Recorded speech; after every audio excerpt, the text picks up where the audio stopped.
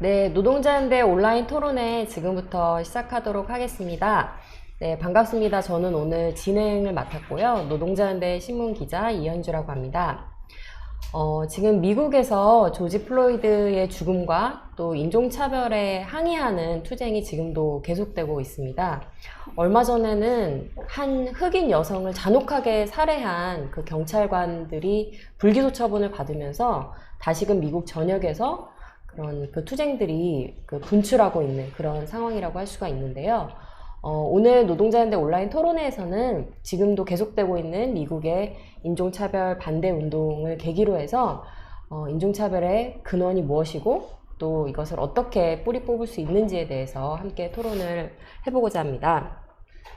네, 오늘 이 주제에 대해서는 차승일 동지가 발제를 해주시려고 지금 스튜디오에 나와 계신데요. 차승일 동지는 얼마 전에 나온 책입니다. 자본주의와 인종차별이라는 그 책의 번역자이시고요. 그동안 노동자연대 신문과 마르크스 21 잡지에서 유럽의 인종차별 문제, 그리고 무슬림, 그리고 극우와 파시즘 운동 등에 대한 많은 이제 글들을 기고를 해오셨습니다. 네, 잠시 뒤에 차승일 동지의 발제를 좀 들어보도록 하겠고요. 네, 먼저 좀 인사를 하고. 네. 네. 오늘 토론회는요, 차승일 동지의 발제를 듣고 나서, 시청자 토론 시간을 하는 순으로 이어가도록 하겠습니다. 시청자 토론 시간에는 시청자분들이, 질문도 하고 또 의견도 내놓으실 수 있는 그런 시간인데요. 두 가지 방법으로 참여를 하실 수가 있습니다. 채팅창을 통해서 의견이나 질문을 남겨주실 수 있고 또 전화 발언도 이용을 하실 수가 있습니다. 네, 두 개 다 지금부터 열려 있으니까 많이 이용을 해주시기를 바라겠고요. 참여 방식에 대한 자세한 안내는 지금 더보기란과 채팅창에 안내가 되어 있으니까요. 확인을 해주시기를 바라겠습니다. 네, 그럼 바로 발제자의 발표를 들어보겠습니다. 네, 반갑습니다. 인종차별적 편견은 때로는 너무 강해 보여서 인간 사회의 본질적인 특성이나 인간의 본성처럼 보이기도 합니다. 그러나 흑인 목숨도 소중하다 운동에는 여러 인종이 섞여 있고 그 중에는 백인도 많이 있습니다. 이렇게 여러 인종이 협력해서 함께 투쟁한다는 사실만 보더라도 인종차별이 어떤 인간 본성을 따르는 자연스러운 일이 아니다라는 것을 알 수 있을 것 같아요. 그리고 인종차별은 개인들 간의 관계에서 경험하는 그런 경우도 꽤나 있습니다. 그러나 인종차별은 단지 개인적 태도의 문제가 아닙니다. 또다시 흑인 목숨도 소중하다 이 운동을 보면 이 운동은 국가기구의 핵심인 경찰과 사법기구의 차별적 행태를 규탄하는 운동입니다. 이것만 보더라도 그냥 개인의 태도 문제가 아니라는 걸 알 수가 있죠. 최근 유럽에서는 이슬람 혐오와 연결된 이주민과 난민에 대한 차별과 통제가 심각합니다. 2014년부터 지금까지 6년 동안 지중해에서 숨진 이주민과 난민이 파악된 것만 3만 명이 넘습니다. 그 중에 41%는 여성과 어린이입니다. 그런데 유럽연합은 국경 수비를 계속 강화해서 이 이주민과 난민들이 지중해를 건너오는 것을 계속해서 더 어렵게 하고 있습니다. 한국에서도 이주민과 이주노동자들은 차별을 받습니다. 올해 초 정부가 코로나19로 전 국민에게 긴급재난지원금을 지원을 했는데 거기에는 이주노동자, 동포, 미등록 이주민, 난민은 배제됐습니다. 그 수가 무려 170만 명입니다. 그런데 2018년 통계로 이 이주노동자들은 근로소득세와 종합소득세 등으로 각종 세금으로 1조 원이 넘는 돈을 냈습니다. 그런데도 지원은 받지 못한 것이죠. 그 밖에도 한국의 이주민이나 이주노동자들은 살인적인 단속에도 시달려야 되고 아주 열악한 수용소에 갇히는 고통을 겪기도 합니다.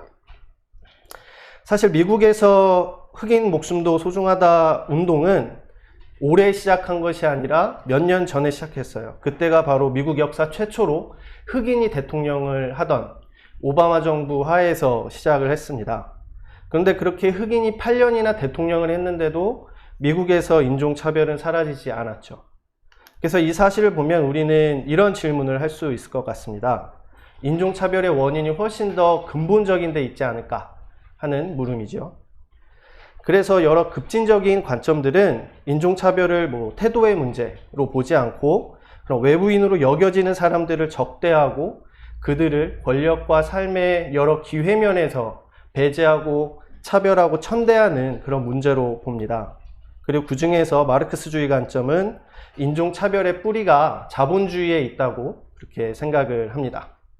예, 그 슬라이드를 하나 보도록 하겠습니다. 그 인종차별과 자본주의의 밀접한 연관성은 그 네 가지 측면에서 살펴볼 수 있습니다. 첫 번째는 자본주의 초기의 발전과 인종차별의 탄생, 그리고 둘째는 제국주의적 경쟁에 발맞춘 인종차별의 확장, 그리고 셋째, 자본주의에서 노동이 조직되는 방식과 인종차별, 그리고 지배자들의 노력, 이렇게 네 가지입니다. 그럼 하나씩 살펴보도록 하겠습니다. 그 미국의 급진적인 저술가이자 활동가였던 시어도 앨런이라는 분이 있는데 이분은 백인종의 발명이라는 책을 썼습니다. 이 책에서 그는 이렇게 밝혔어요.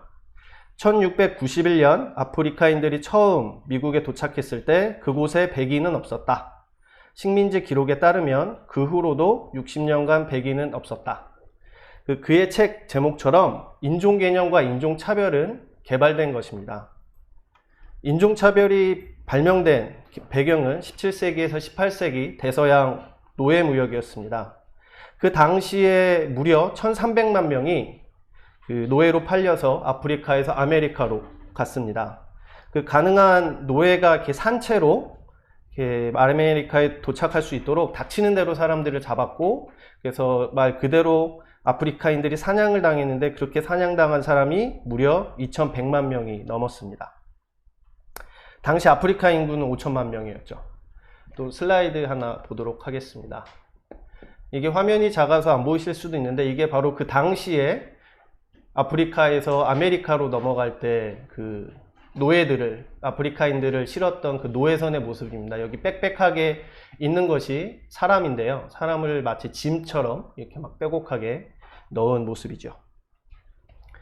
이 아메리카의 노예 플랜테이션은 당시에 성장하고 있었던 영국 산업에 필요한 값싼 원재료를 공급하는 데서 아주 중요한 일을 했고, 그리고 영국산 제품을 내다 팔 그런 시장이자 막대한 이윤을 제공하는 원천이었습니다. 이 노예 플랜테이션이 없었다면 자본주의는 세계적 체제로서 발전할 수가 없었을 것입니다. 그래서 마르크스는 이렇게 지적을 합니다. 임금노동이라는 유럽의 은폐된 노예제도는 신세계 아메리카의 노골적 노예제도를 디딤돌로 삼았다.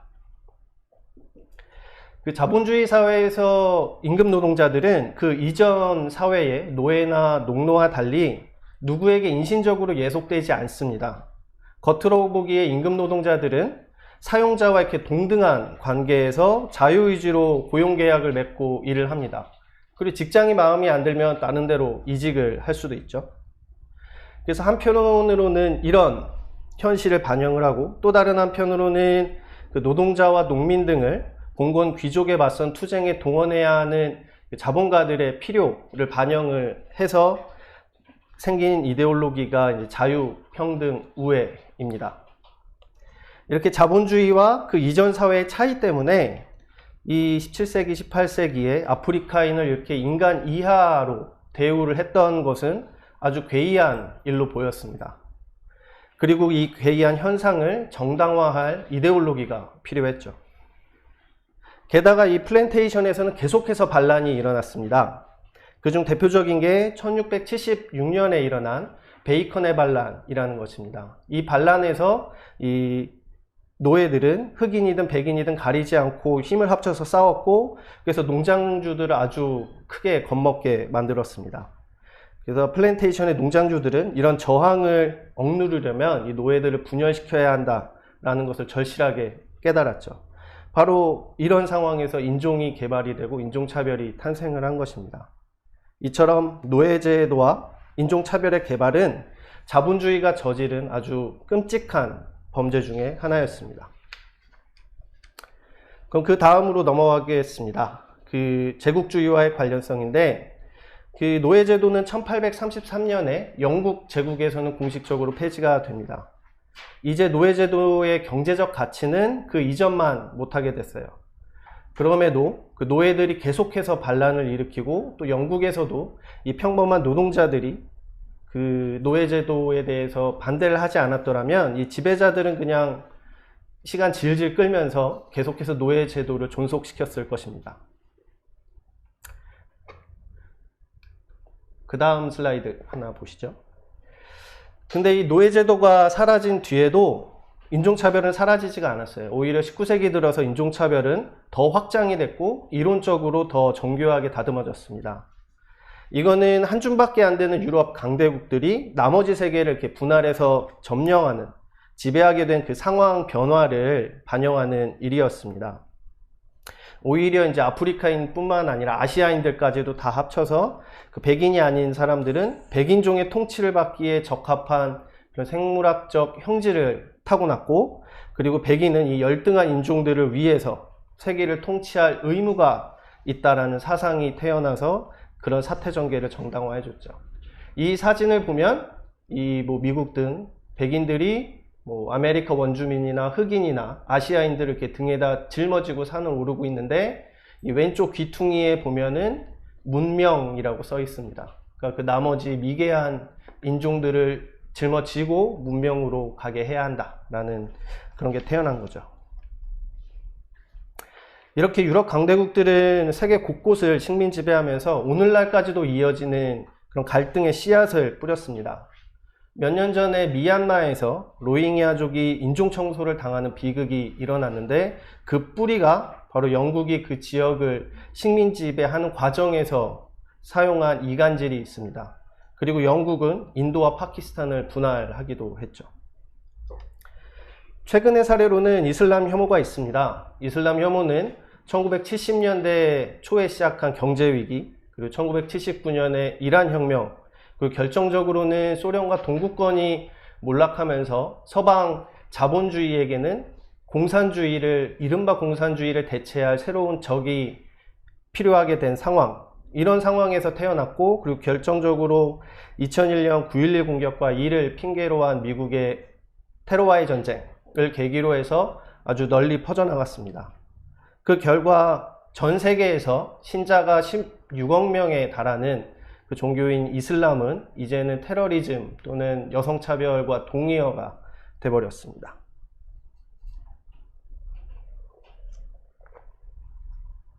이 인종차별은 그 자본주의가 노동을 조직하는 방식과도 관계가 있습니다. 자본주의 사회에서 노동자들은 노동을 할 수 있는 능력, 즉 노동력을 판매해야만 살 수가 있습니다. 이 노동력은 다른 여타 상품들과 마찬가지로 노동시장에서 상품으로 판매가 됩니다. 그리고 노동력이라는 상품의 가격은 보유 기술이나 숙련도 등에 따라서 아주 차이가 납니다. 그리고 자본주의에서는 언제나 실업이 존재를 하죠. 그렇기 때문에 노동자들은 이 노동시장에서 서로 경쟁자로 만나게 됩니다. 여기서 생기는 경쟁심은 이 인종차별 등이 침투할 그런 틈이 되곤 합니다. 그리고 자본가들에게 필요한 노동력의 종류는 계속 변하고, 때로는 그 필요가 외국 노동자들, 이주 노동자들을 사용함으로써 충족이 되곤 합니다. 그래서 자본주의의 역사는 이민의 역사였습니다. 사람들의 세계적인 이주는 자본주의가 시작할 때부터 지금까지 끊이질 않았고, 그리고 자본주의는 이런 대규모 이주가 없었으면 작동을 할 수가 없었습니다. 이 이주민에 대한 선진 자본주의 나라 지배계급의 태도는 일반적으로 모순적입니다. 경제가 팽창하고 하려면은 추가로 노동력이 있어야 되니까 외국에서 노동자들을 들여오죠. 그리고 한국에서도 몇몇 분야는 이주 노동자 없이는 굴러가질 않습니다. 이 이주 노동자의 사용은 그 자체로도 자본가들한테 경제적 이득이 있습니다. 이주 노동자에게는 내국인 노동자들보다 훨씬 낮은 임금을 주면서 더 고된 일을 시킬 수가 있죠. 그리고 그 이주 노동자들을 기르고 교육하는 비용은 그 노동자의 출신국에서 다 지출이 됐기 때문에 노동력을 생산하는 비용도 아낄 수가 있습니다. 그리고 동시에 이주민은 가난, 실업, 복지삭감 등에 대한 이 대중의 불만을 이렇게 다른 데로 돌리는데 이용되는 손쉬운 표적이 되곤 합니다. 그래서 선진 자본주의 나라 지배계급은 이 이주를 장려하는 와중에도 인종차별을 또 한편으로는 부추깁니다. 이건 한국에서도 마찬가지인데요. 그 다음 슬라이드를 하나 보도록 하겠습니다. 이거는 2012년부터 지금까지 한국의 이주노동자, 고용허가제 하에서 쓰이는 이주노동자의 수인데 완만하게 계속해서 증가를 해왔죠. 그러니까 이렇게 필요하기 때문에 이주노동자들을 들여오면서도 또 이 기간에 계속해서 이주노동자들에 대한 탄압과 단속이 계속 있었습니다. 그 다음에 자본주의와 이 인종차별의 밀접한 관련성 네 번째는 지배계급이 노력한다는 것입니다. 이 지배계급은 인종차별을 유지하고 부추기는 것이 자신들한테 유리하다는 것을 아주 잘 알고 있어요. 그리고 이주노동자의 사용처럼 직접적인 그런 경제적 이득도 있겠지만은 더 중요한 거는 노동자들이 이렇게 뭐 인종에 따라서 피부색에 따라서 국적에 따라서 이렇게 분열해 있으면 그 노동자들의 저항 능력이 크게 떨어집니다. 그러니까 쉽게 말해서 인종차별은 지금의 자본주의 질서를 유지하는 데 도움이 되는 이득을 이 지배계급한테 주는 거죠.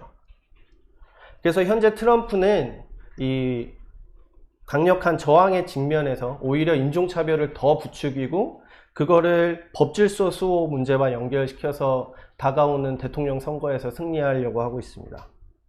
그리고 이런 노력은 체제가 위기에 빠졌을 때 더 강해집니다.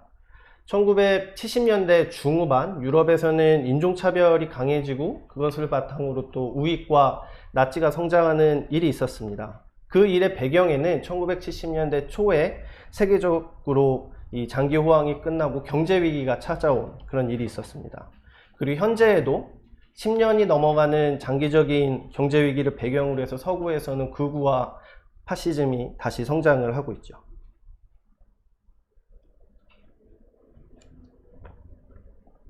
그 다음으로는 이런 인종차별이 어떻게 해서 대중들한테 이렇게 수용이 되는가 하는 것을 살펴보도록 하겠습니다.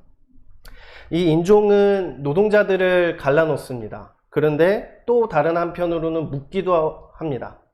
그러니까 흑인 노동자와 백인 노동자 사이는 가르고 백인 노동자와 백인 지배계급은 하나로 묶습니다. 이렇게 해서 이제 백인 노동자들은 자기 처지가 아무리 열악하더라도 자신이 더 우월한 집단에 속해 있다는 그런 일종의 심리적 안도감을 느낄 수가 있죠. 그리고 인종차별은 실직, 임금 삭감, 복지 축소 등의 고통받는 사람한테 나름으로 그 원인을 그리고 해결책을 제시를 합니다. 그리고 제 나름으로 그 공격할 수 있는 이렇게 표적을 딱 지목을 해주죠.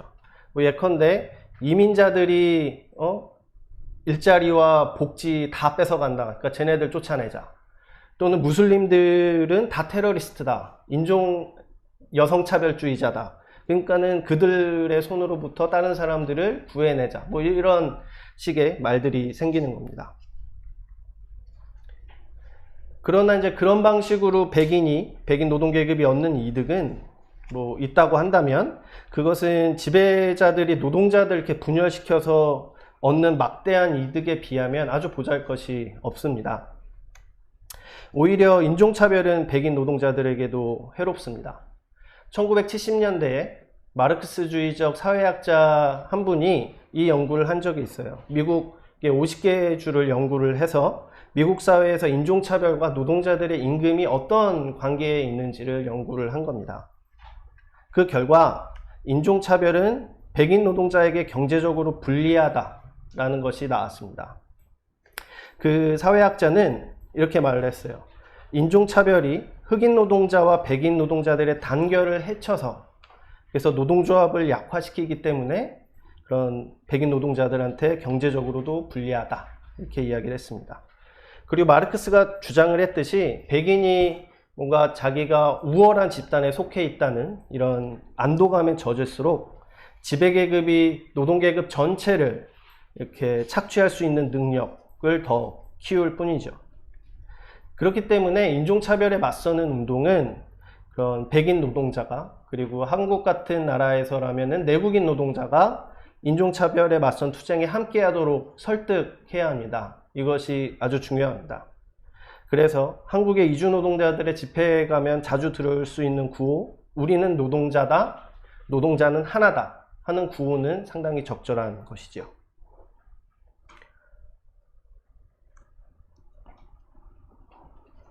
이 인종차별에 맞선 저항의 역사를 보면 인종차별을 약화시키는 데는 세 가지가 중요했었던 것 같습니다. 첫 번째는 친숙함입니다.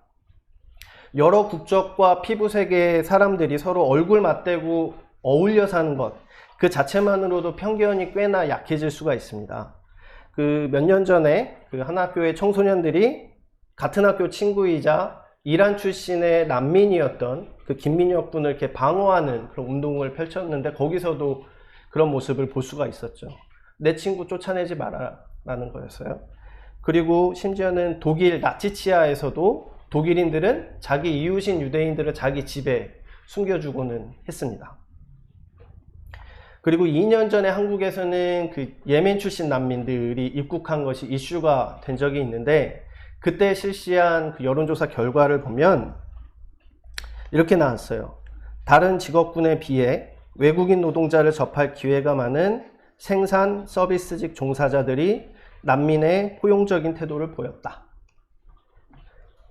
그러니까 이렇게 친숙함이 중요한데, 그러려면 이민자와 난민들이 뭔가 이렇게 추방될 두려움에 떨지 않으면서 이 한국에서 지금 정착하고 있는 곳에서 구직 활동을 자유롭게 하면서 살 수 있는 그런 조건이 이렇게 마련되어야 합니다. 그들을 이렇게 뭐 수용소나 제한된 지역에서만 이렇게 갇혀서 살게 하는 것은 인종차별을 이렇게 완화시키는데 도움이 되질 않습니다. 둘째, 인종차별 반대 운동이 필요합니다. 최근에 강력하게 벌어지고 있는 그 흑인 목숨도 소중하다 운동이 대표적인 사례일 것입니다. 이 운동이 아주 격렬하게 일어나고 어느 곳에서는 그런 군대 투입에도 굴하지 않고 이렇게 싸웠던 결과로 몇몇 가지의 성과를 얻기도 했고, 이 때문에 지배계급은 분열을 했죠. 그리고 셋째, 계급투쟁이 필요합니다. 제가 번역한 이 책, 인종차별과 자본주의의 저자인 알렉스 캘리니코스는 이렇게 지적을 합니다. 인종차별의 강도를 결정하는 데 결정적인 요소는 계급투쟁의 수위다. 그러니까 계급투쟁의 수위가 높을수록 그 노동자들의 투쟁성과 자신감과 조직이 강할수록, 그리고 운동에 참여하는 노동자의 층이 다양할수록 인종차별이 노동자들에게 미치는 영향이 약해진다는 것이죠. 이와 반대로 노동자들이 수세에 몰리고, 그래서 사용자들의 의지가 대체로 이렇게 관철되고 할 때는 노동자들이 계급을 기반으로 한 그런 자주적이고 집단적인 해결책을 이렇게 쳐다보기보다는 개인적 해법에 눈을 돌리기가 더 쉽습니다. 이런 조건에서는 내 옆에 있는 이 동료 노동자가 뭐 협력하는 그런 사람이 아니라 경쟁자이자 적으로 보이게 될 거고, 만약에 그 노동자가 다른 국적의 노동자라면 그런 인종차별을 받아들일 가능성이 커지는 거죠. 그러니까 1970년대 중후반에 유럽에서 우익과 나치가 성장한 그 말씀을 드렸는데, 그 배경에는 경제위기도 있었지만 또 한편으로는 그때 서구의 노동운동이 침체를 겪었다는 것도 작용을 했습니다. 그러나 노동자들이 인종을 뛰어넘어서 투쟁한 사례는 아주 많이 있습니다. 지금 미국에서 벌어지고 있는 운동에도 다양한 인종이 참가를 하고 있고요. 그리고 이제 또 다음 슬라이드를 볼 텐데, 그 세계 최초의 급진적이고 민주적인 노동자 운동이었던 차티스트 운동의 지도자 2명도 이주민이었습니다. 그 왼쪽에 보이는 사람은 전국 조직자였는데 그 당시에 엄청나게 차별받고 있었던 아일랜드 출신자이고요. 오른쪽에 있는 분은 런던의 지도자로 선출된 사람인데 이주민이고 흑인이었습니다. 그러면 이제 결론으로 가보죠.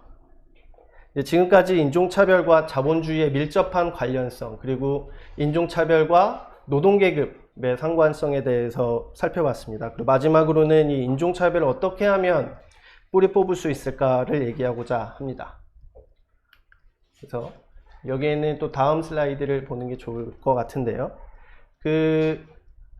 두 명이 나오는데 그 아래에 계신 분인데, 이분은 미국의 흑인 지식인인 코넬 웨스트라는 분입니다. 이분이 바로 얼마 전에 CNN과 이렇게 인터뷰를 하면서 이렇게 말씀을 하셨어요. 현 체제는 자아적 능력을 잃어버려 스스로 개혁할 수 없다. 우리는 흑인들을 고위직에 올려놨다. 하지만 흑인 정치인, 전문가, 중산층은 자본주의 경제체제와 군국주의 국가에 너무 쉽게 순응해버렸다. 미국은 양자택일의 기로에 서 있다. 비폭력적 혁명이냐? 아니면 더욱더 많은 폭력적 분노의 표출이냐? 여기서 혁명은 권력, 사회적 자원, 부, 존엄성을 민주적으로 공유하는 것이다. 이 코넬은 1960년대에 운동의 급진성을 복원해야 한다라고 주장하는 인물입니다. 저는 대체로 그의 의견에 동의를 보내면서 그 1960년대 운동에는 우리가 계승해야 할 강점도 있고 또 극복해야 할 약점도 있다고 생각을 합니다. 그 약점은 그 인종을 뛰어넘는 노동계급의 단결을 추구한 것이 아니라 흑인들만의 단결을 추구했다는 것입니다. 그러니까 차별받는 사람들이 그 사람들끼리 모여서 조직을 만들고 뭉쳐서 싸우려는 것은 당연한 일이고 그리고 지지할 일입니다. 그러나 그렇게 특정 정체성을 중심으로 한 운동은 잠재적인 아군을 이렇게 내쳐서 스스로 힘을 약화시키는 약점이 있습니다. 그리고 그런 운동은 그 차별받는 사람 중의 일부를 고위직으로 올리려는 전략, 쉽게 말해서 주류화 전략을 추구하기가 쉽죠. 근데 방금 그 코넬 자신도 지적하듯이 이 전략은 미국에서 인종차별을 없애지 못했습니다. 제가 생각하기에 1960년대 운동에서 계승해야 할 점은 자본주의 자체에 도전해서 자본주의를 무너뜨리는 혁명적 전망을 추구해야 한다라는 점이라고 생각을 해요. 다음 슬라이드를 보시겠습니다. 1960년대에 급진적 운동을 벌인 흑인 활동가 멜컴 X입니다. 그는 1964년에 이렇게 주장을 했죠. 인종차별 없는 자본주의는 불가능하다. 이 말컴 X의 주장처럼 이 인종차별을 완전히 뿌리 뽑으려면 자본주의를 무너뜨리는 혁명이 필요합니다. 그리고 저는 그 혁명은 노동자 혁명이라고 생각합니다. 이 노동자 혁명은 인종차별에 치명타를 입힐 것입니다. 왜냐하면 첫째로 노동자들은 인종차별 등 각종 차별을 뛰어넘어서 단결을 해야만 혁명을 일으킬 수가 있습니다. 혁명 과정에서 단결은 당위이자 필요가 됩니다. 그렇기 때문에 이 혁명 과정 자체가 인종에 따른 분열을 대폭 약화시킬 것입니다. 그리고 둘째로 노동자 혁명이 성공한다면 인종차별에 책임이 있는 자본주의라는 이 물질적 구조가 크게 와해될 것입니다. 그렇기 때문에 이 노동자 혁명은 이 인종차별이 이제 역사책에나 존재하는 옛일로서 점점 잊혀져가는 그런 일의 시작이 될 것입니다. 그래서 사회주의 혁명과 흑인 해방은 때려야 뗄 수 없이 밀접하다고 생각을 해요. 이 인종차별에 맞서는 투쟁은 혁명적 사회주의 운동에서 없어서는 안 될 그런 일부입니다. 그렇지만 그와 꼭 마찬가지로 이 혁명적 사회주의 운동의 승리 없이는 궁극적인 인종차별 반대 운동의 승리도 없습니다. 네, 마치겠습니다. 네, 발제 잘 들어봤고요. 시청자 토론 시작하기에 앞서서 제가 그 책을 한 권 소개를 해드리도록 하겠습니다. 아까 발제자도 직접 언급을 해주셨던 책인데요. 바로 인종차별과 자본주의라는 책이고요. 이 책은 영국의 혁명적 마르크스주의자 알렉스 캘리니코스가 쓴 책이고, 인종차별의 기원과 또 본질, 그리고 인종차별에 반대하는 그 운동의 역사, 그리고 어떻게 하면은 인종차별에 맞서서 싸울 수 있을까, 어떻게 하면 뿌리 뽑을 수 있을까 하는 그런 근본 해법의 문제까지 아주 쉽고 명쾌하게 다룬 책입니다. 차승일 번역자의 그 훌륭한 번역도 굉장히 돋보이는 책인데요. 그 인종차별에 대한 마르크스주의적인 그 원칙을 다룬 그 훌륭한 입문서로서 굉장히 그 추천드리는 책입니다. 그래서 꼭 읽어보시기를 바라겠습니다. 네, 그럼 앞서 말씀드렸던 것처럼 지금부터는 시청자 토론 시간을 이어가도록 하겠고요. 실시간 채팅창 열려 있고요. 그리고 전화 발언도 신청을 하실 수가 있습니다. 전화 발언 신청하시는 분들에게는 3분 동안 발언하실 수 있는 그런 시간을 보장해 드리도록 하겠습니다. 많은 분들이 적극적으로 참여를 해주시기를 바라겠고요. 지금 발제하시는 동안에 전화 발언 지금 들어왔고요. 바로 좀 연결을 해주시기를 바라고요. 그 사이에 제가 지금 채팅창에 들어온 질문을 하나 소개를 드리도록 하겠습니다. 이하이 씨가 질문을 남겨주셨고요. 미국은 소수자 우대 정책을 많이 펼치는 것으로 알려져 있는데 인종차별의 현실은 변함이 없네요. 법률적 평등을 쟁취해서 차별을 완화하거나 해결하려는 시도에는 어떤 장단점이 있을까요? 라고 하는 그런 질문을 던져주셨습니다. 네, 이 질문에 대해서는 발제자의 의견을 나중에 좀 들어보도록 하고요. 시청자분들이 또 이에 대한 의견을 남겨주셔도 좋습니다. 네, 지금 전화 발언 연결이 돼서 바로 연결해 보도록 하겠습니다. 네, 여보세요? 예, 네, 발언해 주시면 됩니다. 예, 저는 인종차별이 발제자 지적처럼 자본주의 체제의 깊이 곳곳에 뿌리내리고 있지만 특정한 시기에 더 심각해진다는 것에 대해서 좀 보충을 하고자 전화를 드렸고요. 특히 2008년 이후부터 지금까지 있는 경제 위기처럼 그리고 지금 벌어지는 팬데믹 위기처럼 체제의 위기가 만천하에 드러났을 때 인종차별이 정치적으로 특히나 더 핵심 쟁점으로 부상한다라고 저는 생각을 합니다. 사실 이건 지배자들이 의식적으로 인종차별을 부추기기 때문일 텐데요. 위기에서 사실 대중들이 겪고 있는 체제 위기에서 겪는 고통은 그들 지배자들 탓인데 이 점을 감추기 위해서 인종차별로 위기의 책임을 떠넘길 대상을 만들어낸다고 생각을 합니다. 사실 이 인종차별뿐만 아니라 모든 종류의 차별 사상, 노동자들을 분열시키는 사상이 여기에 동원될 수 있지만 인종차별이 제일 즐겨서 그리고 가장 널리 심각하게 이용되는 거는 소위 이제 대중의 상식에서 즉 지배계급의 사상에서 보기에 외부적이라고 생각되는 집단, 이질적 집단을 배척하도록 조장하는 것이 훨씬 쉽기 때문일 텐데요. 반면에 사실 위기 때는 또 바로 그런 인종차별을 퍼뜨리는 지배자들, 주류 정당들 자신에 대한 환멸도, 대중적 환멸도 존재를 합니다. 우리는 하나 어쩌고 하더니 위기 때는 노동계급을 위기의 책임으로 내다 버리기 때문이죠. 바로 그렇기 때문에 사실 위험한 동학이 생긴다고 보는데, 이 지배계급 주류가 부추긴 인종차별의 시궁창 속에서 그 전까지는 정치 무대 외곽에 있던 한 줌의 극우들, 강경 우파들이 자라나게 된다고 생각을 합니다. 트럼프를 둘러싼 현상이 바로 그 전형적 사례라고 할 수 있다고 보는데요. 당선부터 임기 내내 사실 이주민 차별, 유색인종 차별에 대해 야만적인 공격 이런 것들을 기승을 부렸었죠. 그리고 사실 지금은 미국인 20만 명이 죽은 코로나 방역 실패의 책임을 피하려고 중국인과 아시아인들을 인종차별하고 그들에 대한 혐오 발언을 앞장서서 부추기고 대량 실업과 도시 노동계급의 파탄 이런 걸 피하려고 유색인들을 범죄자 취급하고 그러면서 법질서 운운하면서 흑인 목숨도 소중하다 운동 같은 것들을 이제 진압하려 합니다.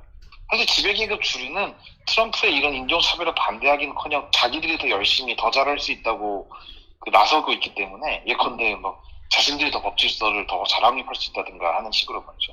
사실 그렇기 때문에 트럼프식의 인종차별 그리고 그보다 더 끔찍한 극우가 마치 정치 무대에서 정상적으로 논의될 수 있는 견해인 것처럼 비치게 되어버리는 겁니다. 그래서 진정한 극우들, 더 위험한 극우들이 인종차별 무대 속에 성장할 수 있게 되는 거죠. 바로 이런 점 때문에 발제자도 지적했던 것처럼 노동계급 대중의 인종차별 반대운동 마치 미국에서 시작돼서 지금 세계 여러 나라로 번져 있는 흑인 목숨도 소중하다 운동 같은 인종차별 반대 항쟁이 훨씬 더 중요하고 이런 항쟁이 국색이 이어가고 또 더 성장하고 더 심화되는 것이 필요하다고 생각합니다. 그런 과정에서 노동계급이 그 고유의 힘을 발휘할 때 더 인종차별과 그리고 그것을 통해 성장하는 그 구들에게 훨씬 더 단호하게 잘 맞설 수 있을 것이라고 생각하고요. 바로 그 네. 점이 세계 노동자 대중에게 이 투쟁이 인종차별 반대운동이 중요한 진정한 이유 중 하나라고 생각합니다. 이상입니다. 네, 네, 감사합니다. 네, 발언으로 기여해 주셔서 감사드리고요. 지금 전화 발언이 하나 더 신청이 들어와 있어서요. 바로 또 연결을 해 주시기를 바라고요. 지금 그 채팅창에 들어온 질문을 또 하나 좀 소개를 드리도록 하겠습니다. 일부 한국인들이 미국에서 흑인들이 동양인들을 차별한다고 하면서 흑인들을 비난하기도 하는데 이러한 견해에 어떻게 대응하는 게 좋을지 답변을 부탁드린다는 그런 그 질문이 올라와 있다는 것도 좀 소개를 드리도록 하겠습니다. 네, 지금 전화 발언이 연결이 되나요? 네.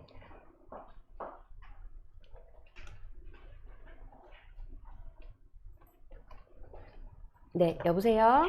예, 여보세요? 네, 발언해 주시면 됩니다. 예, 저는 최근의 인종차별로서 이슬람 혐오고, 이 점에서 우리가 러시아 혁명 당시 볼셰비키 실천에서 어떤 걸 배울 수 있을지 얘기해보고 싶습니다. 오늘날 이슬람 혐오는 인종차별의 대표 품목 중 하나가 됐습니다. 그렇지만 안타깝게도 특히 프랑스를 비롯해서 상당수 나라에서 좌파들이 이슬람교가 다른 종교보다 특별히 더 후진적이라는 잘못된 편견을 갖고 이슬람 혐오로부터 무슬림들을 방어하기를 주저하거나 거부하는 실정입니다. 이 점에서 러시아 혁명 당시 볼셰비키 실천에서 배울 필요가 있다 생각합니다.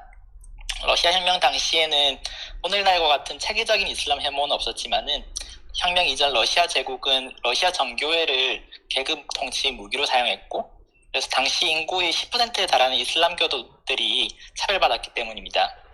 1917년 2월 혁명이 일어나고 난 뒤에 러시아의 무슬림들도 급진화해서 17년 5월 1일에 열린 전 러시아 무슬림 대회에는 대의원 1000명 중 200명이 여성이었습니다.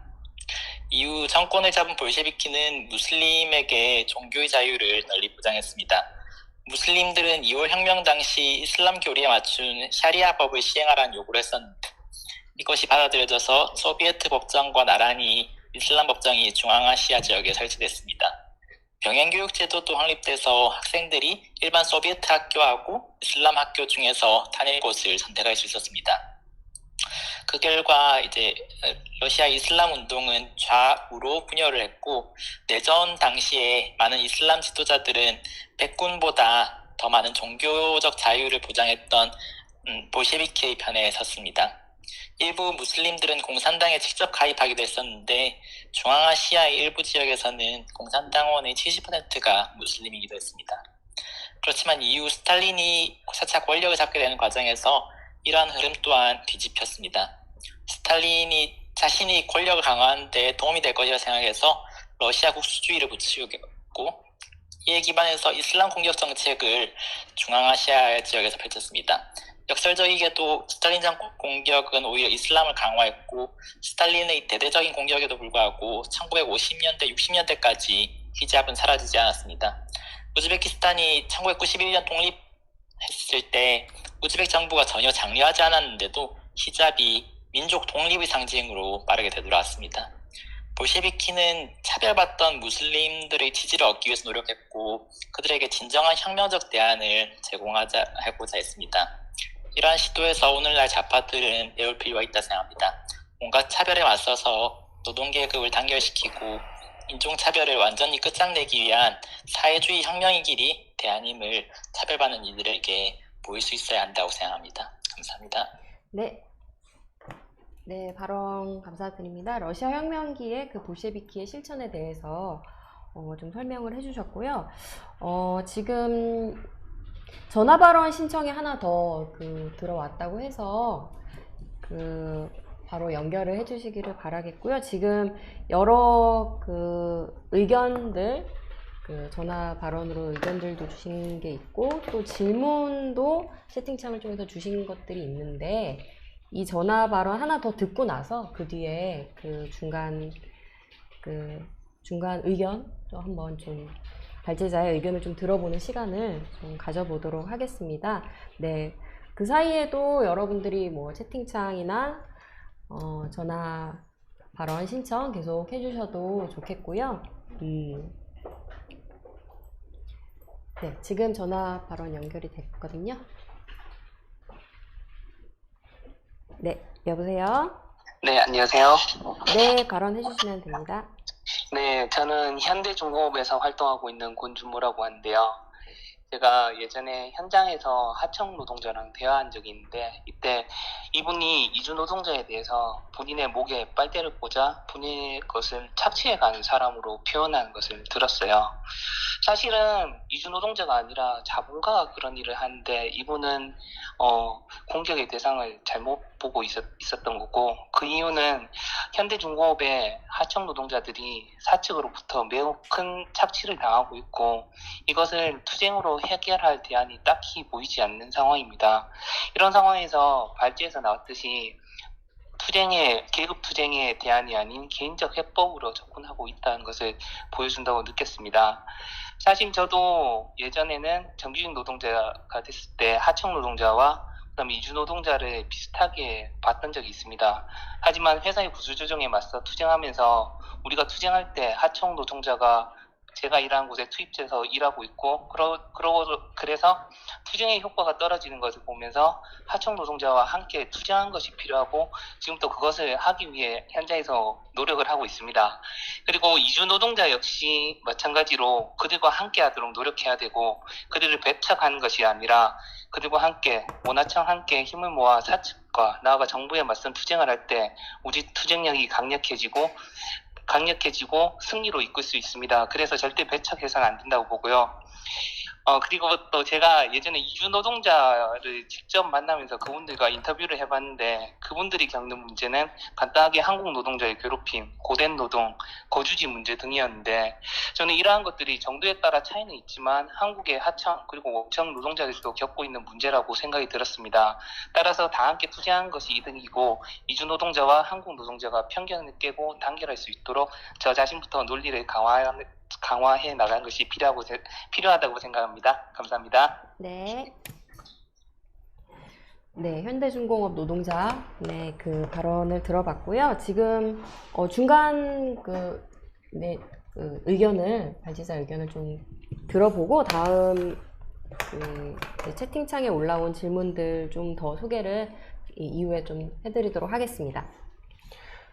방금 나온 말부터 이렇게 하도록 하겠습니다. 방금 이렇게 말씀해주신 현대중공업 노동자께서 이주 노동자를 만나서 대화해보니 서로 이렇게 공통의 문제가 있다는 걸 알게 됐다 하는 그런 말씀을 해주셨는데, 저는 이게 중요한 지적인 것 같습니다. 이제 서로 같이 내국인 노동자와 이주 노동자들이 이렇게 같이 만나서 공통의 문제가 있고 공통의 이해관계가 있다라는 것을 이렇게 느끼는 게 좋은 출발점일 것 같고요. 그다음에 둘째로 그 현장에서 이런 인종차별이나 각종 정규직, 비정규직 차별, 성차별 이런 것에 맞서 싸우는 그런 소수가 있는 것도 상당히 중요한 출발점이라고 생각을 합니다. 예를 들어서 1970년대에 이제 이 책에 이제 그런 얘기가 많이 나와서 사례를 그때 거를 많이 드는데, 그 당시에 그 영국의 런던에 있는 항만 노동자들은 그 항만 산업이 쇠퇴하는데 당시에 그 노동당 정부가 뭘 해주는 것도 없고 하다 보니까는 이게 좀 잘못된 방향인데 그 우익 정치인한테로 이렇게 갔어요. 그러니까는 그 우익 정치인은 이제 이주민들을 이렇게 딱 지목을 하면서 그들을 내쫓아야 한다라고 이렇게 막 인종차별 선동을 했는데, 노동자들이 그 말을 지지를 하면서 파업하기도 했었던 그런 일이 있었습니다. 이제 그때 그 사업장의 그 당시로서는 국제사회주의자들이고 지금은 영국 사회주의 노동자당이 된 그 단체 회원이었던 항만 노동자가 한 명이 있었고, 이제 그는 그 파업날 혼자서 인종차별 반대한다고 이렇게 팻말 들고서 1인 시위를 했었죠. 그리고 이제 몇 년이 지나서 이 노동자들이 그 자신들이 스스로 이렇게 선출한 그 직장위원이라는 조직을 근거로 이렇게 투쟁을 하면서 이제 완전히 바뀌었고, 그래서 몇 년 뒤에는 다른 사업장에, 아시아계 노동자가 많은 그 사업장의 투쟁을 이렇게 지지하는 그런 활동을 하기도 했죠. 그리고 이 변화에는 이제 그 당시에 이렇게 인종차별적 우익과 나치가 성장하는 것에 반대하는 그런 광범한 그런 연대체가 꾸려져서 그런 공동전선으로서 이렇게 광범한 운동이 잘 펼쳐진 그런 상황이 또 있었습니다. 그 두 번째로 또 한 분이 그 볼셰비키가 이슬람을 어떻게 대했는가 이것도 말씀을 해 주셨는데, 이거는 특히나 이제 좌파들 중에 많은 사람들이 이 종교 그리고 특히 이슬람에 대한 편견을 이렇게 막 공유하면서 잘못된 태도를 취하거나 또는 어정쩡한 태도를 취해서 방어해야 할 문제를 이렇게 방어하지를 못하는 그런 일들에서 이제 시사하는 바가 많을 거라고 보는데, 제가 생각할 때 볼셰비키의 기본적인 그 관점은 그 종교인이나 무슬림들한테 진정하고 온전한 자유를 줘서 그 진정한 자유를 바탕으로 소비에트를 정말로 그런 자유의지에서 선택할 수 있는 기회를 준다라는 것이었습니다. 그래서 볼셰비키는 뭐 입당 조건으로서 무신론자가 될 것을 전혀 뭐 전제 조건으로 걸거나 그러지 않았죠. 뭐 이거를 뭐 지금의 우리에 이렇게 적용해 본다면, 노동자연대는 반자본주의자와 마르크스주의자들이 있는 단체이지만 꼭 여기에 가입하는 것의 전제 조건으로서 무신론자가 될 것을 요구하지 않습니다. 종교인분들 환영하고요. 그 다음에 미국에서 흑인들이 이제 동양인을 차별하는 문제. 제가 요즘 이런 말 하면 어떨지 모르겠는데, 이제 제가 군복무를 카투사로 이렇게 나왔습니다. 요즘 그 법무부 장관 아들 때문에 이제 이렇게 시끄러운 그건데, 그러니까 이제 거기에 이제 흑인 미군도 만났고 했어요. 그러니까 그 개인 간의 관계로만 보자면, 또 개인들이 이렇게 봤을 때 동양인들에 대해서 약간 업신여기는 건 뭐 없다고 할 수는 없을 것 같아요. 근데 문제는 제가 발제에서도 말씀을 드렸듯이, 이 문제는 뭐 개인 간의 그런 관계에서 나타나는 그런 게 아니라 전체 사회적인 문제를 보고 있는 거죠. 그러니까 뭐 개인적으로 뭐 업신여기거나 한다면 그런 거에 대해서는 뭐 이렇게 항의를 한다거나 이렇게 할 수 있겠지만은, 그래서 이것이 이제 더 발전을 해서 너네들도 다른 애들 이렇게 좀 업신여기고 하니까 너네 운동 지지할 수 없어, 이런 식으로 가는 건 상당히 곤란하다고 생각합니다. 그리고 이렇게 되는 거는 사실 자본주의가 사람들을 그렇게 만드는데, 바깥에서나 다른 사람한테 억눌리는 것을 뭔가 자신이 봤을 때 자기보다 좀 더 약해 보이는 상대에게 그런 화풀이를 하고 하는 이런 현상이 일어나기도 하는데, 이거를 이제 조금 어려운 말로 하면 마르크스주의에서는 이제 소외의 반영으로서 그런 일이 일어나죠. 그렇다고 해서 이제 개인적으로 이렇게 하는 것을 뭐 용인하거나 그럴 수는 없겠지만은, 우리는 지금 더 큰 사회 구조적 문제를 이야기하고 있다라고 하는 거고요. 그 다음에 한 분이 그런 위기가 심각할 때 지배자들이 이 인종차별을 막 부추기고 그 속에서 이제 더 극악한 세력들이 성장하곤 한다, 이런 말씀을 하셨는데, 저는 한 가지 사례를 덧붙이고자 합니다. 바로 프랑스인데요. 프랑스에는 국민전선이라고 하는 그 파시스트 정당이 있는데, 지금은 이름을 바꿨을 거예요. 근데 그거는 기억이 안 나서 그냥 국민전선이라고 부르겠습니다. 몇 년 전에 대선을 치렀는데, 그때 이제 이런 인종차별 선동 주류 정치인들의 그런 게 너무 심했고, 그래서 그 대선에서 심지어는 그 사회당의 중도 좌파라고 할 수 있는 그 사회당의 후보들, 당내 경선에 나온 후보들조차도 다 그런 한편으로는 그 인종차별적인 것들을 막 받아들이고 막 주장을 했습니다. 그러니까 이 파시스트 정당의 국민전선의 그 후보였던 마린 르펜이 이제 딱 한마디 하죠. 내가 원조다. 이런 식으로 이렇게 주류 정치인들이 부추기는 그런 인종차별은 훨씬 더 선명하고 극악한 세력들을 이렇게 고무하는 그런 효과를 냅니다. 그 다음에 마지막으로 첫 번째 질문이었던 그런 법률적인 그런 평등의 접근.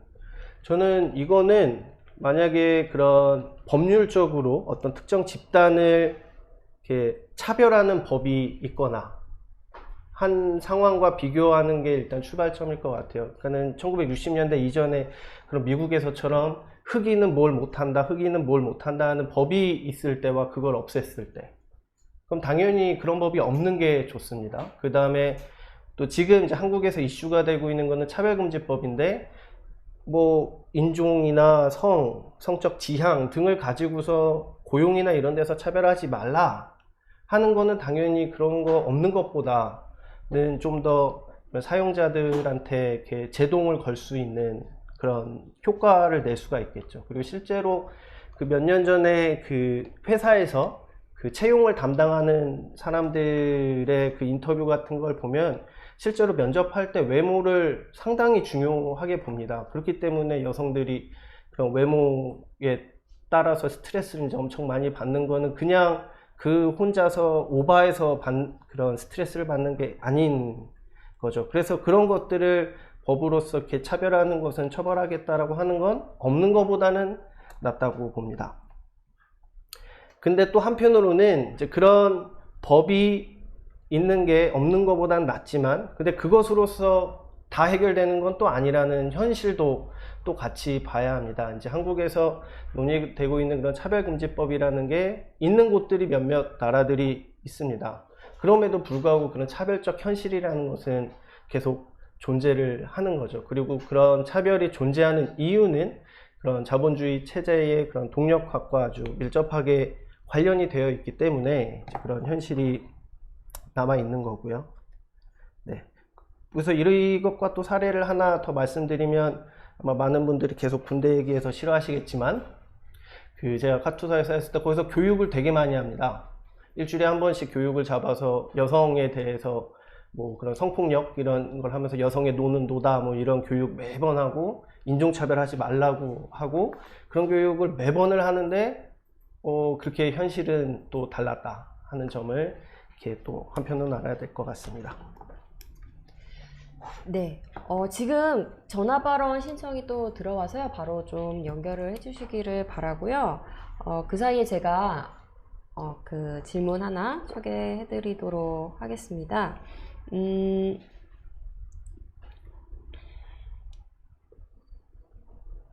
잠시만요. 네네. 네, 이재혁 씨가 올려주셨는데요. 조선족을 향한 편견도 인종차별로 볼 수 있을까요? 한족 중국인을 향한 편견은 인종차별로 볼 수 없을 것 같은데 조선족의 경우는 좀 다른 것 같아서 궁금합니다 라고 하는 그런 의견을 남겨주셨습니다. 네. 네, 지금 전화 연결 바로 돼서 또 들어보겠습니다. 네, 여보세요? 여보세요? 네. 아, 예, 네. 예. 저는 임준영이라고 하고요. 네. 이제 인종차별이 흔히 이제 피부색에 따른 뭐 인종이나 생물학적인 어떤 그런 근거에 따른 것으로 보통은 많이 생각을 하는데, 이제 그래서 그런 게 아닌 뭐 무슬림 혐오랄지 뭐 이주민 차별 이런 거는 뭐 인종차별은 아니다, 이런 얘기들에 대해서 간단히 제 의견을 말씀드리고 싶습니다. 우선은 애초에 이 인종이라는 개념 자체가 허구적이라는 점을 짚고 넘어가야 될 것 같고요. 그래서 한국인만 해도 뭐 5,000년 단일 민족의 순수 혈통이라고 이야기하지만, 사실 그런 과학적인 조사에 따르면 수천 년에 걸쳐서 그 몽골이나 중국 중심의 그런 북방계 사람들, 그리고 베트남이나 대만 중심의 남방계 아시아인들이 이렇게 합쳐져서 지금의 이제 한국인이라고 불리는 그 사람들 형성을 했다라고 이야기를 하고요.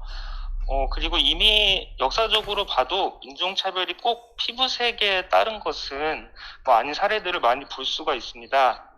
뭐 대표적으로 유대인에 대한 차별이랄지, 그다음에 아까 그 발제에서 나왔던 그 과거의 아일랜드인에 대한 차별 같은 경우에는 이제 영국이 식민 지배하면서 이제 그 아일랜드인은 인종 차별했던 것이고, 또 현재 뭐 영국이나 이런 유럽에서는 동유럽이나 이런 폴란드계에서 온 사람들에 대한 차별이 많이 존재하고 있다고 합니다.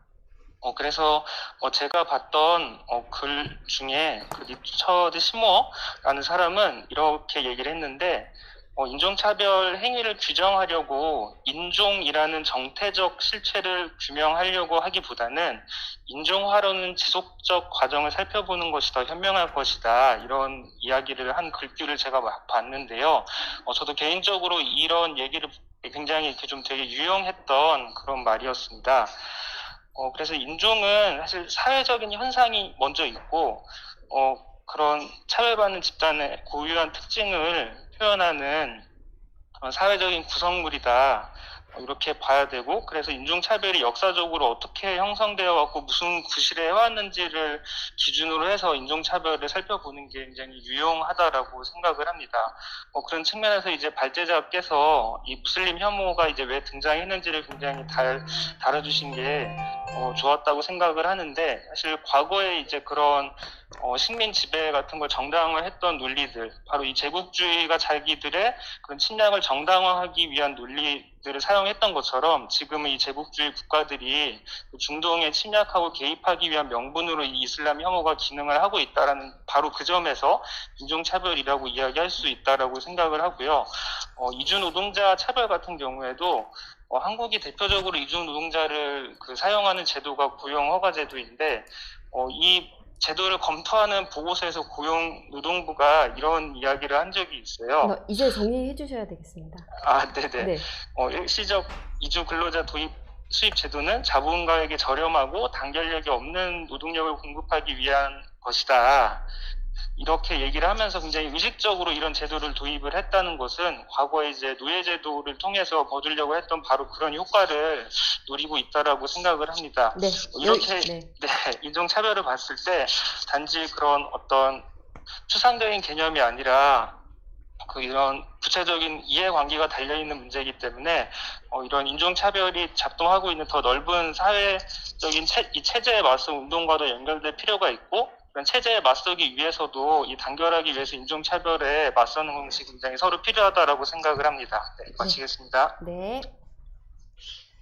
네, 오늘 전화 발언 신청을 많이 해주고 계신데요. 지금 한 분이 더 전화 발언 신청을 해주신 분이 계십니다. 그 분의 발언, 전화 연결도 좀 바로 해주시기를 바라겠고요. 지금 약간 좀 연결된 얘기일 것 같은데요. 이재혁 씨가 아까 해주셨던 그 조선족에 대한 편견에 대해서 정선영 씨가 이 채팅창에서 의견을 좀 밝혀주셨습니다. 좀 소개를 드리면요. 정선영 씨는 저는 조선족을 향한 편견은 오늘날 한국 사회에서 벌어지는 인종차별의 한 형태라고 봅니다. 알렉스 캘리니코스는 인종차별은 한 인간 집단이 타고난 속성을 이유로 차별받는 곳에 존재한다고 지적을 했는데요. 조선족은 어투 등이 표지가 돼서 한국 사회에서 체계적으로 차별을 받고 있다고 생각을 한다라고 이제 하시면서, 특히 또 조선족에 대해서는 이제 범죄를 일으킨다는 편견까지 또 있고 하면서 체계적인 차별을 받고 있다라고 그 의견을 좀 밝혀주셨습니다. 네. 네, 지금 전화 연결돼서 바로 해보겠습니다. 네, 여보세요? 네, 여보세요? 네, 발언해주세요. 네, 저는 김종환이라고요. 저는 영국과 프랑스의 사례가 좀 대조적인데, 그걸 보면서 우리가 이제 운동 속에서 어떻게 함께 할 수 있는지를 좀 말했습니다. 제가 말하는 사례는 특히 유럽에서 문제가 심각한 무슬림 혐오 사례인데요. 특히 2003년에 이제 이라크 전쟁 반대 집회가 크게 벌어졌는데, 그 당시에 영국의 이제 사회주의 노동자당 동지들이 무슬림 협회랑 같이 집회를 하는 거에 대해서 좌파 내에서 큰 논쟁이 있었습니다. 얼핏 생각해보면은, 아니, 무슬림 나라 쳐들어가니까 당연히 무슬림 사람들과 함께 집회하는 게 당연하다고 생각할 수 있지만, 그 당시에는 이제 어떤 좌파들은 이렇게 여성을 차별하는 무슬림, 아니면 게이를 인정하지 않는 무슬림과 함께 연단하는 거는 정치적으로 올바르지 못하다라는 식의 어떤 그 당시 화두가 전혀 아닌 쟁점을 끌어들여가지고 그렇게 함께한 걸 비판했었는데요. 사후적으로 이제 그 당시 다룬 연구들이 발표되면서 드러난 것은, 그 당시에 사실상 처음으로 영국에서 무슬림 청년들이 비무슬림 사람들과 함께 대규모 운동을 건설하면서 운동 자체가 더 커졌고, 무엇보다도 그 이후에 무슬림 커뮤니티 안에서 청년들이 더 외향적으로 나가도록 하는 경향을 강화했다는 그런 결과가 있습니다. 반면에 이제 제가 프랑스는 좀 다르다고 했는데 바로 그 2003년도에 프랑스에서는 혁명 좌파가 그런 이제 압력에 타협하면서 특히 테러리즘도 문제라는 식의 양비론에 이제 타협을 하면서 무슬림과 따로 집회를 개최했고 운동 자체도 작았을 뿐만 아니라 그 이후도 계속해서 지금 그러니까 상당히 오랫동안 프랑스 혁명 좌파랑 프랑스에는 그 외곽에 무슬림 그 빈민촌이 많은데 거기서 벌어진 반란에 제대로 개입하지 못하면서 오히려 이제 그 무슬림 청년들의 반란을 비난하면서 극우가 구상할 수 있는 그런 소용이 되는 그런 비극적인 결과를 낳았었고요. 대표적인 게 이제 무슬림들이 히잡을 쓰는 게 여성 차별이다. 그래서 국가가 이거를 히잡을 못 쓰도록 강제하는 법안을 통과시킬 때 프랑스 좌파들이 거기에 이제 무능했던 것도 그런 작용을 했습니다. 그래서 저는 이제 연사가 말한 함께 해야 되는 특히 대중운동에서 함께하기 위해서는 혁명의 좌파가 무엇이 진정한 쟁점이고 어떤 것이 중요하게 강조될 것인지를 보는 게 되게 중요하다는 말을 싶었습니다. 네, 거기까지입니다. 네, 감사합니다. 네, 오늘 일단 이 청중 토론은 여기까지 좀 진행을 해야 될 것 같고요. 굉장히 이제 많은 분들이 의견과 또 질문 남겨주셨는데, 지금 올라온 채팅창에 여러 올라온 것들 중에, 미국의 아메리카 이제 초창기의 역사에 대해서 좀 말씀을 해주시면서, 아메리카 초창기에 흑인과 인디언이 연대 투쟁한 사례, 그리고 미국의 초창기 파업들도 또 국적과 언어, 종교, 인종, 성별에 따른 분열 공작을 이겨내고 투쟁했던 그런 사례들이 있었다. 그래서 그런 연대와 단결을 추구하는 게 중요하다라고 하는 그런 의견을 밝혀주신 분도 계셨고요. 그리고 다른 한 분은 나이키 같은 그런 일부 기업들이 흑인 목숨도 소중하다라는 운동을 공개적으로 지지한다고 나섰지만, 그러나 이런 기업들이 인종차별의 근원인 자본주의에 도전하는 운동이 커지는 것을 지지하지는 않을 것이고, 또 제3세계 공장에서 유색인 노동자들을 고강도 노동으로 착취한다는 위선을 보이고 있다고 지적하신 그 의견을 남겨주신 분도 계셨습니다. 네. 여기까지 제가 좀 소개를 드리도록 하겠고요. 많은 분들이 시청자 토론에 참여를 해주셔서, 활발하게 참여를 해주셔서 감사드린다는 말씀까지 드리겠습니다. 네, 조금 뒤에 발제자에게 정리 발언을 들어보는 시간을 드리도록 하겠고요. 그 전에 정리 발언 전에 몇 가지 안내 말씀을 드리도록 하겠습니다. 먼저 다음 주 열리는 노동자연대 온라인 토론회를 먼저 안내를 드리겠습니다. 다음 주 노동자연대 온라인 토론회 주제는 연평도 민간인 피격 사건을 계기로 돌아본 문재인 정부의 대북 정책입니다. 최근 며칠 전 연평도 인근 해역에서 민간인 공무원이 피살되는 충격적인 그런 사건이 일어났는데요. 다음 주에는 이번 사건의 더 큰 배경이 된 그런 문제로서 한반도의 주변 정세와 또 지난 4년간의 문재인 정부의 대북 정책에 대해서 함께 좀 짚어보는 그런 시간을 갖도록 하겠습니다. 다음 주 이 시간에도 많은 분들이 참여를 해주시기를 바라겠고요. 다음으로 노동자연대 신문도 소개를 드리도록 하겠습니다. 네, 노동자연대 신문은 웹사이트에 수시로 기사들이 업데이트가 됩니다. 알림이를 설치하시면은 빠짐없이 새 기사를 받아서 읽어보실 수가 있고요. 그리고 노동자연대 신문은 종이신문으로도 발행이 됩니다. 매주 발행되는 주간 신문인데요. 이 신문을 받아보시는 가장 좋은 방법은 정기구독을 신청을 하시는 것입니다. 지금 안내가 나가고 있을 텐데요. 채팅창과 노동자연대 웹사이트에서 정기구독 신청 방법도 확인을 하실 수가 있습니다. 네, 추석 연휴에도 노동자연대 신문과 함께 해주시기를 바라겠고요. 마지막으로 노동자연대 유튜브 채널 노동자연대 TV에 좋아요와 구독도 해주시기를 바라겠습니다. 여러분들이 좋아요와 구독을 해주시면 더 많은 분들이 이 노동자연대 TV의 영상을 보실 수가 있거든요. 그래서 많이 꼭 빠짐없이 좋아요와 구독 눌러주시기를 바라고요. 그리고 이 노동자연대 TV 채널에 그동안 했던 온라인 토론회의 영상들이 올라와 있습니다. 그래서 이번 추석 연휴 기간을 이용을 하셔가지고 그동안 놓친 영상들이 있다고 한다면은 여유 있게 꼭 챙겨보시기를 바라겠습니다. 네, 그리고 마지막으로 오늘 토론이 유익하셨다면 후원도 하실 수 있으니까요. 네, 후원에도 참여를 해주시기를 바라겠습니다. 네, 그럼 발제자의 정리 발언을 마지막으로 들어보겠습니다.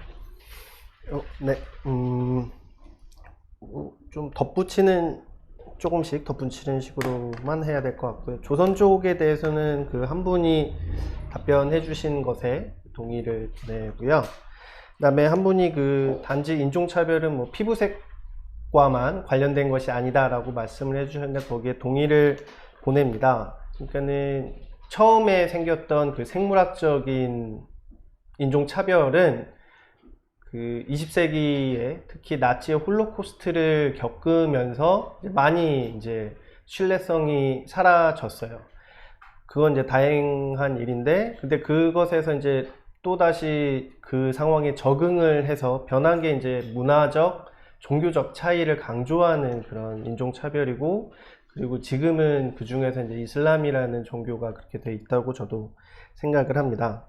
근데 이것이 변화이기는 하지만 강조점이 생물학적인 것보다는 그 문화적, 종교적 차이라는 걸로 약간 이렇게 이동을 했지만 또 그 변화가 아주 큰 게 아니다라는 것도 한편에 볼 필요가 있는데요. 왜냐하면은 그 문화, 종교 뭐 이런 걸 얘기하는 속에 그 예전의 그 생물학적인 편견들이 거의 녹아 있어요. 그래서 영국에서 이제 아주 어처구니 없는 그런 사례들이 일어났는데 뭐냐면은 영국에서는 몇 년 전에 1년 동안 거의 이슬람 혐오적 범죄가 한 1000건이 일어났고 그 중에 한 800건이 오프라인에서 실제로 좀 구타를 한다거나 하는 그런 일이 있었는데 그렇게 무슬림 혐오적, 이슬람 혐오적 그 범죄를 당한 피해자들이 다 무슬림이었던 건 아니에요. 그건 뭐냐면은 그 무슬림 하면 딱 떠오르는 그런 이미지, 무슬림들이 다 그런 건 아닌데, 그러니까 턱수염을 길렀다고 남성이, 근데 그 사람은 크리스찬이었거든요.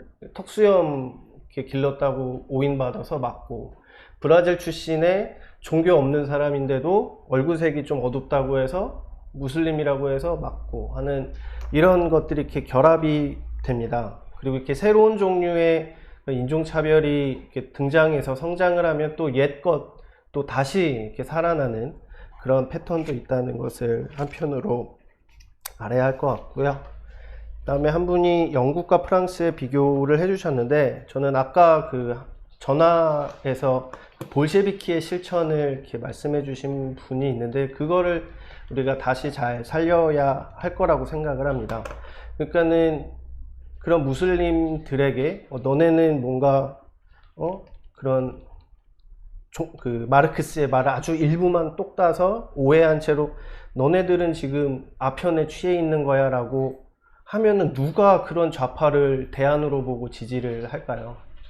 그런 태도를 좌파가 가져서는 안 되고 진정한 대안이 될 수 있음을 이렇게 스스로 실천해서 입증을 해 나가야 된다고 생각합니다.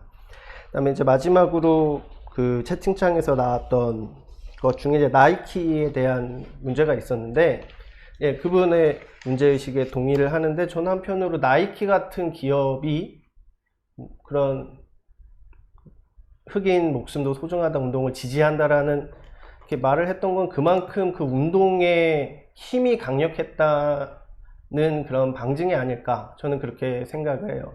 그러니까 저는 어떤 사회 변화와 이런 것을 꿈꾸는 사람들이 가장 중요한 건 이것 아래로부터의 저항과 투쟁의 힘이 이 지배자들을 이렇게 공포에 질릴 만큼 이렇게 강력해야만 해서 이렇게 뒤흔들어야만 뭔가 그런 성과를 얻을 수 있다. 저는 이것이 지금 미국에서 흑인 목숨도 소중하다 운동이 우리에게 가르쳐주는 교훈 아닐까. 그리고 우리가 그걸 더 계승해서 더 발전시켜야 하지 않을까 이렇게 생각을 합니다. 그래서 이제 그런 것을 같이 하는 사람이 더 많아졌으면 좋겠다는 말로 마치도록 하겠습니다. 감사합니다. 네, 정리 발언까지 잘 들어봤고요. 지금 채팅창에 더 많은 의견들이 오고 갔었는데 지금 시간 관계상 다 소개를 못 드리는 점에 대해서는 양해 말씀을 드리겠습니다. 네, 그럼 오늘 토론회는 이것으로 마무리하도록 하겠습니다. 시청해주신 여러분들 모두 수고 많으셨고요. 추석 연휴죠. 네, 무탈하게, 부디 건강하게, 네, 잘 보내시고 다음에 또 뵙도록 하겠습니다. 네, 감사합니다.